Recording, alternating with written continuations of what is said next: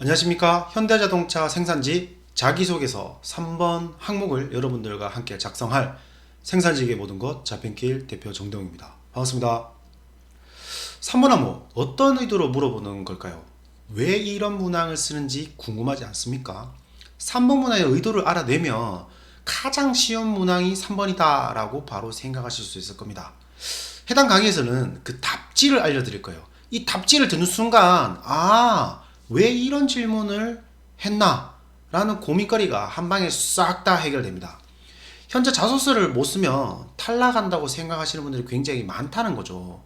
오늘 제가 준비한 강의는 현대자동차에서 이러한 문항을 만든 의도를 완벽하게 분석할 것이고 그에 필요한 역량, 자소서 구조까지 제공할 겁니다.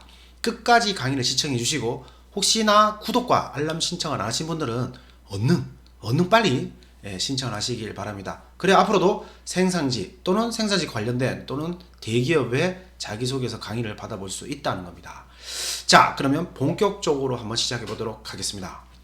자, 문항을 한번 같이 볼게요. 스스로 목표를 설정해서 달성해 나가는 과정에서 겪은 어려움과 극복해낸 방법을 말씀해 주세요 라고 되어 있어요.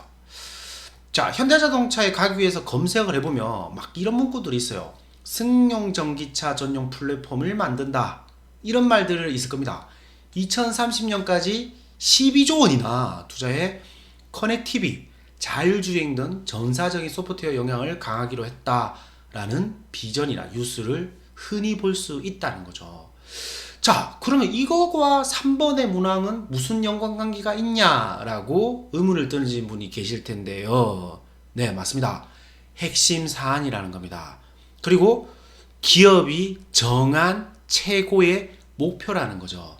여기서 말하는 스스로 목표를 달성하고 성과를 내고 또는 설정을 해서 달성하는 과정에서 좌절도 하고 기뻐하기도 하고 울기도 하고 슬퍼하기도 했던 이런 사람들이 실제 조직에서 정해놓은 핵심 목표 또는 조직에서 설정한 목표를 가장 잘 따라가고 그 과정에서 혁신까지 할 수 있다는 겁니다.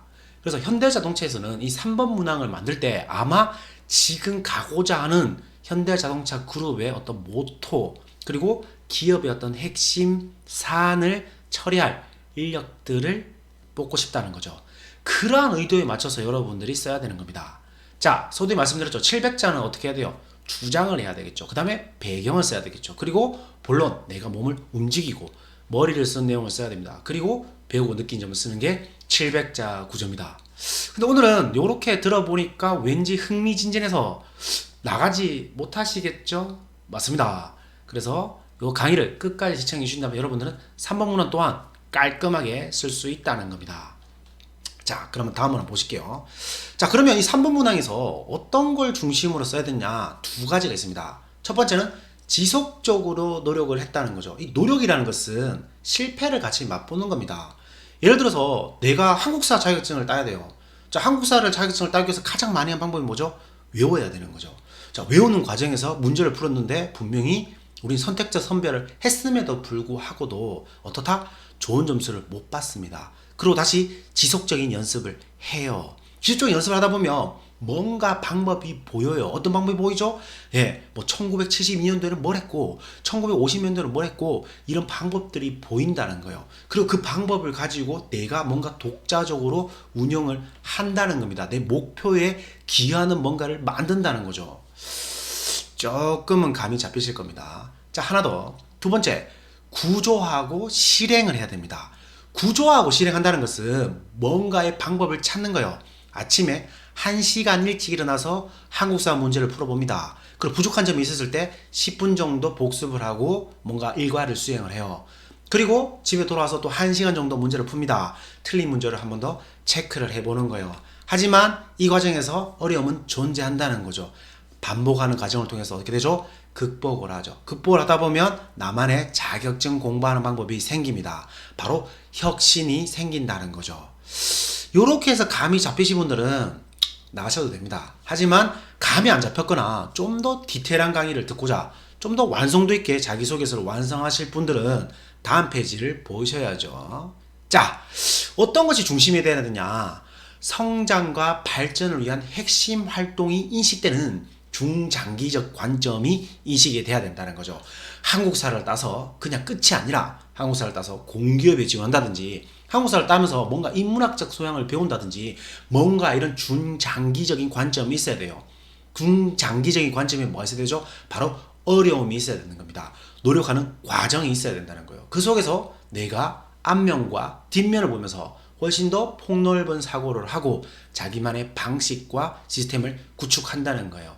이 3번 문항의 의도는 기업이 가고자 하는 그 어떠한 목표, 그 핵심 사안 안에서 여러분들 일을 하면서 혁신을 하라는 거예요. 또는 조직에서 보다 명확하고 보다 높은 목표를 설정해 줬을 때 여러분들은 그것에 재미를 느끼거나 여러분은 그것을 흥미로워하면서 조직 구성원들과 함께 일을 하라는 겁니다. 그런 과정에 놓였을 때 잘하는 사람 뽑기 위해서 이 3번 문항을 제공했다는 거죠. 자, 그러면 명확한 구조를 다음 페이지에서 한번 보도록 하겠습니다. 자, 1번 목표를 설정해야 됩니다. 2번 지속적인 노력을 해야 되죠. 3번 지속적인 노력 과정에서 좌절도 하고 실패도 하고 어려움도 겪습니다. 그리고 뭔가 공동의 목표를 하나 설정하게 돼요. 또는 중장기적인 목표를 설정하게 돼요. 그리고 실행을 한다는 거죠. 자, 여기까지 들어주신 분들 중에 내가 그래 실습을 할 때 그런 일이 있었지, 내가 프로젝트를 할 때 그런 일이 있었지 라는 게 분명히 있을 겁니다. 기존에 말씀드린 학원과 실험을 합니다. 실험을 할 때 결과가 나오죠. 결과가 나왔는데 내가 생각한 것과 다른 결과를 얻게 될 수도 있습니다. 그러면 결과를 잘 얻기 위해서 노력을 하죠. 다시 한 번 더 실험을 해보고 실험 과정에 잘못된 게 있는지 교수님이나 선생님한테 물어봅니다. 물어본 과정에서 뭔가 실험을 잘하기 위해서는 이런 목표를 좀 더 가져야 되겠구나라고 생각을 하게 되는 거예요.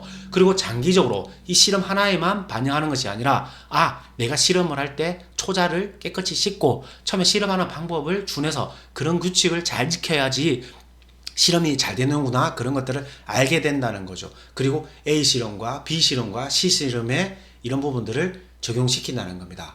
요까지 듣고 아시는 분들은 바로 종료를 하셔도 됩니다. 하지만 다음 제공되는 영상에서 또는 다음 제공되는 창에서 뭐가 있죠? 바로 AC가 있다는 거죠. 한번 보시겠다는 겁니다. 자, 읽어드릴게요. 1년 동안 땡땡땡 프로젝트를 수행하며 땡땡이라는 목표를 설정했고 이를 실행하는 땡땡 프로세스를 구축할 수 있었습니다. 그 당시 땡땡을 하는 업무를 맡았고 검색도 하고 찾아보면서 땡땡을 진행했고 어렵지 않았습니다. 자, 이까지 목표를 설정하고 내가 이런저런 행동을 해보는 과정입니다. 그러나 한 번도 해보지 않았던 땡땡을 하기 위해서는 예상보다 긴 시간이 걸렸고 이를 수정해 나가는 과정은 어려움이 있었습니다. 어떻게 해요? 검색도 하고 찾아도 보고 진행도 했는데 어려움이 있었다는 거죠. 더군다나 땡땡까지 겹쳐 이를 극복하는 것은 매우 중요해졌고 프로젝트가 멈춘 상황에서 팀을 위해 무언가를 해야 했다는 거죠. 자, 목표를 설정했고 장기적으로, 중기적으로 또는 뭔가 어떤 프로세스를 구축을 했다는 겁니다. 그래서 조바심을 내기보다는 단계적으로 업무를 목표를 다시 재설정하였고 땡땡과 땡땡을 먼저 실행했습니다. 그리고 땡땡을 하며 땡땡하였고 그 결과 땡땡의 프로세스를 구축할 수 있었다는 겁니다. 모빌리티 제조 환경에서도 신설비를 도입하고 혁신적인 활동이 계속될 거로 생각됩니다. 제가 땡땡땡 프로젝트를 할 때처럼 이런 부분들을 긴밀하고 또는 중장기적으로 또는 단기적으로 실행해서 혁신 활동 또는 변화된 어떤 제조 공정에서 저의 능력과 강점을 보여주겠다고 말하면 된다는 거죠. 자, 어떠신가요? 네, 깔끔하게 3번 문항도 해결됐죠. 자, 다시 한 번 더 강조를 드립니다. 자, 스스로 목표를 설정한 것은 자기 효능감에 관련된 거예요. 자기 효능감은 직업 효능감과 형성이 되고 직업 효능감은 조직의 하나의 목표를 설정했을 때 그 조직의 목표가 명확할 때 그것들을 아주 가치 있게 활용할 수 있게 되는 매개예요. 그것을 여러분들이 갖고 있는지 점검하는 것이 뭐다? 이 바로 3번 문항이라는 거죠. 자신의 역할을 명확하게 밝힐 수 있어야 돼요. 이 항목에서 명확하게 자신의 역할을 밝히고 그것을 스스로 달성할 수 있다는 믿음을 갖고 이것들을 실행한 것을 자기소개 전체에 전반적으로 넣어야 된다는 거죠. 다시 한번 볼게요. 자, 1년 동안 프로젝트를 수행을 했고 그 당시에 업무를 맡았을 때 어떻게 해요? 말씀드린 것처럼 검색도 해보고 자신의 역할 찾아도 보고 진행하면서 어렵지 않다고 스스로 느끼고 있는 거예요. 스스로 잘할 수 있다는 믿음을 가졌다는 거죠. 그리고 문제 상황에서 어떻게 해요? 그 문제 상황을 인식하고 중기적으로 장기적으로, 중장기적으로 이것을 인식을 했고 단계적으로 앞면과 뒷면 그리고 윗면과 아랫면을 시도를 해보는 거죠. 그 속에서 좌절도 하고 힘듦도 겪고 재미도 느끼는 거예요.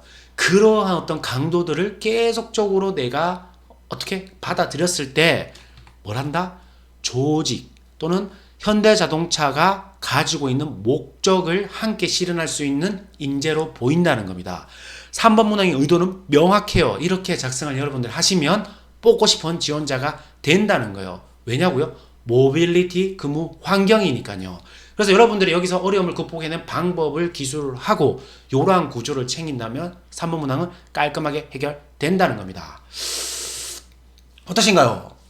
현대자동차 3번 문항도 생산직이 모든 것 자벤킬 대표랑 함께 하니까 금방 해결이 되죠.